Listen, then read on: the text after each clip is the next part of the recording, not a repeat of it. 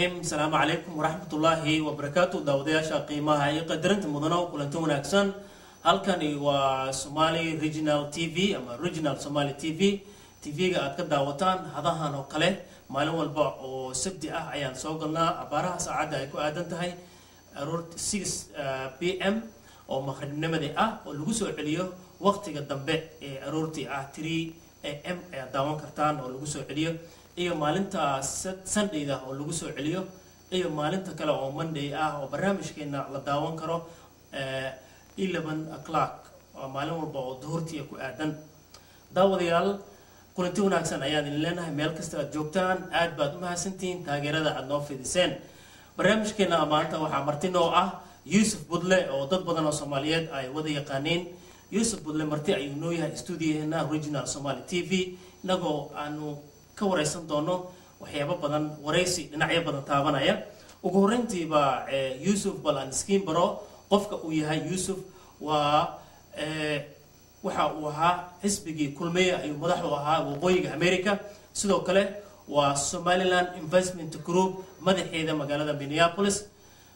aad buu ugu mahadsan yahay wareysigeena aan la qaadanayna Yusuf ku soo dhawo barnaamijkeena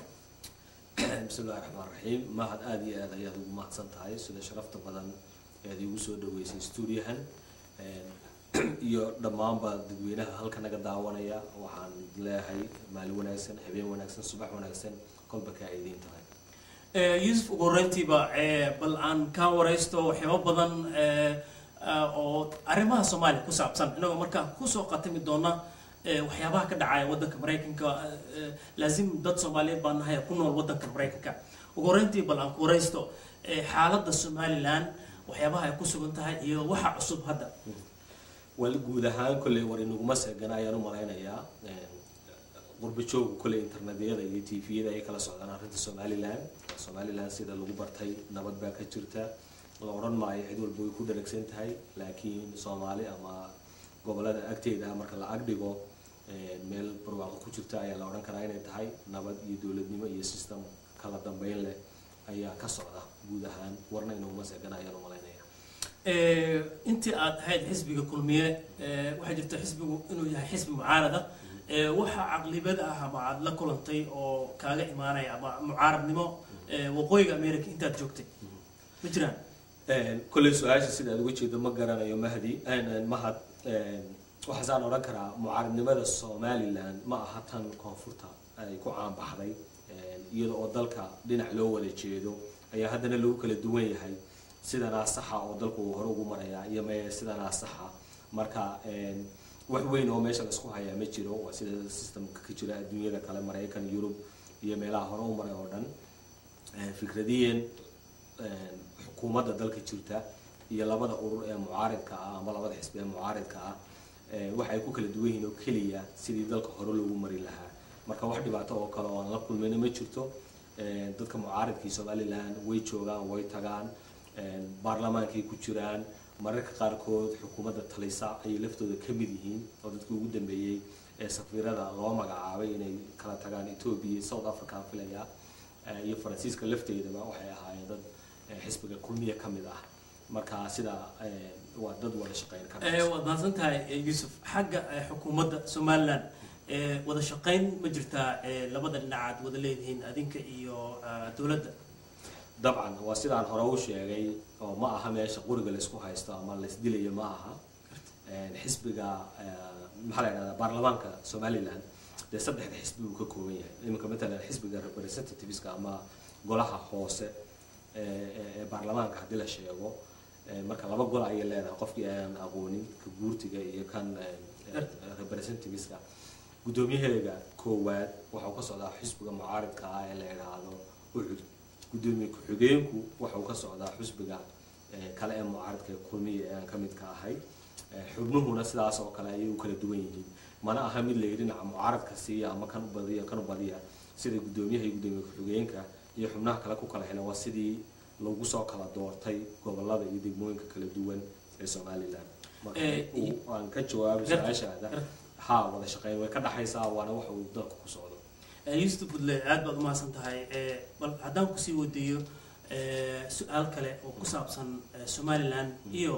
puntland waxaa jirtay xoogaa qulqulatooyin ay ka jiraan waayadan dambe iyo dhul inay isku haystaan gobolka sool dhibaato ay ka jirtay arrimahaasi ka waran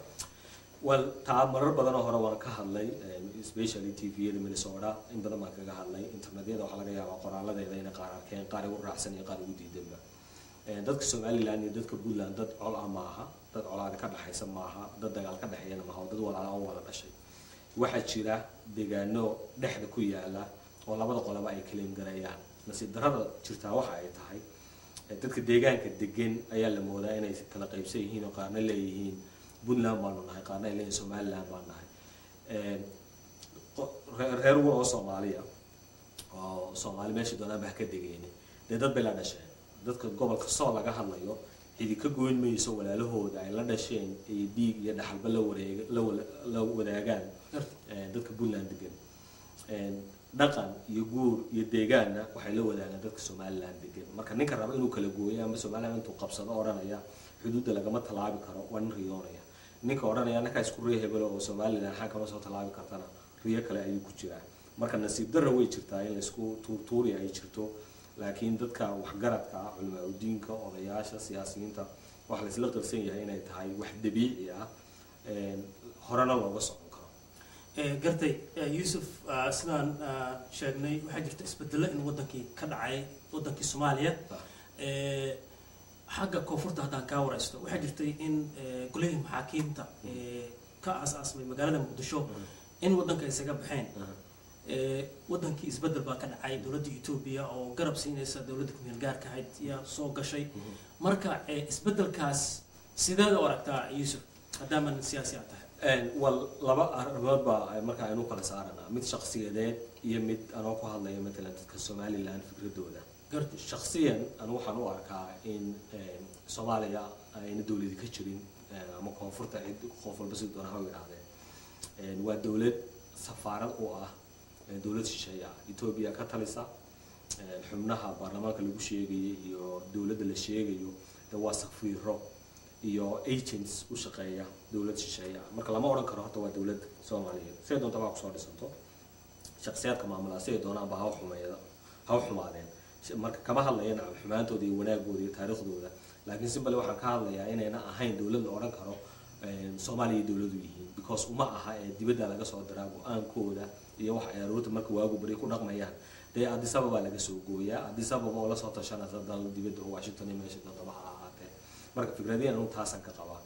marka ay timaado maxaakiimta qaladaad badan bay sameeyeen dhibaatada dhacday ka soo keenay dadkooda ku keenay Soomaaliya oo dhan ku keenay nasiib darrada maanta Soomaaliya ka taagan inteeda badan iyo ka qaladka lahaa waxaan filayaa hadii ay intaas ka aqoon badnaan lahaayeen ama siyaasadda ka fahmi lahaayeen deena mar hore dalka ka talin lahaayeen taas waa fikradda shakhsi ahaan hadii ay timaado tan Somaliland fikradda ay dadka guud qabaan ama dawladda Somaliland iyo inta u talisa ay qabaan waxa weeyaan laba daran kala dooro waxa weeyaan maxaakiimtu markii ay jireen waxa la wax Somaliland leeyahay ma jirto Soomaaliya anaka caasimada maamulna anaka ka talina diyaaradaha Somaliland kama deegi karaan waana qayb Soomaaliya kamid ah waqooyi galbeed baa leedahay wadii weeday Abdullah Hayimdi dawladdiisa sidii ka taariikh bay yimaadeen hadda internetyada ku arkanaa in Mareykan baa ka hadlay leeyri Somaliland aqoonsiga iyo aqoonsi la'aanteeda ana waxaan qabaa Somaliland aqoonsiga iyo aqoonsi la'aanteedu uma taala Mareykan iyo Ethiopia iyo dad shisheeye ah waxa u taala dadka Soomaaliyeed dadka deegaanka degan ayayna gaar ahaan u sii taala wala koonfur baan ku qasbi karin wala Ethiopia ku qasbi karin wala Mareykan ma ku qasbi karin hadii ay go'aansadaan xitaa dadka Somaliland gudaheeda hadii rabaan inay sii kala go'aan oo Somaliland iyo Somaliland iyo Awdland kala go'aan cid ku qasbi karta ayaa iska yar international recognition ka dadku daba carayaan meel dheer ma gaadho marka taan ku soo gabagabeynaya waxa ay tahay fikradda ku waajahan waxyaabaha arrimaha ka socda koonfurta ee dawladda Somaliland ayaa waxa tahay midna way xiriir laba nihin mid walbana jiritaankeygii ayuu diidan yahay marka why should we care macnaha Somaliland inay sii jirto ay diidan marka waxa naga galay oo kale ay tahay Yusuf Bullada ku sii weydiiyo su'aal kale oo iyana aad dadka Soomaalida maalmahan media loo waday waxa jirta in wariyaal Soomaaliyeed oo ilaa iyo 20 wariyaal gaaray oo ka cararay magaalada Muqdisho oo ah wariyaashii caanka ah ee idaacadaha ka hadli jiray marka waxayna ku sugayiin baa la yidhi